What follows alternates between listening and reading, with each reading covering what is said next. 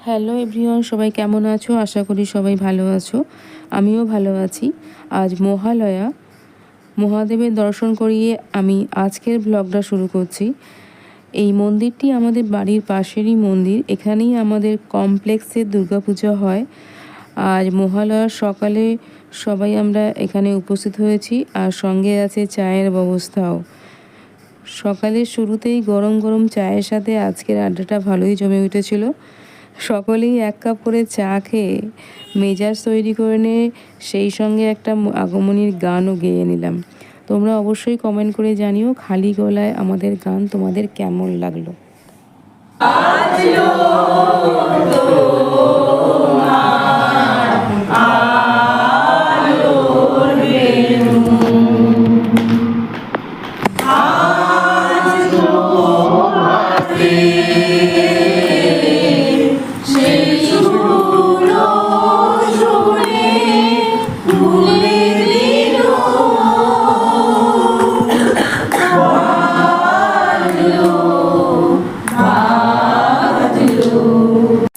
সব শেষ করে বাড়ি ফিরে বানালাম পরোটা।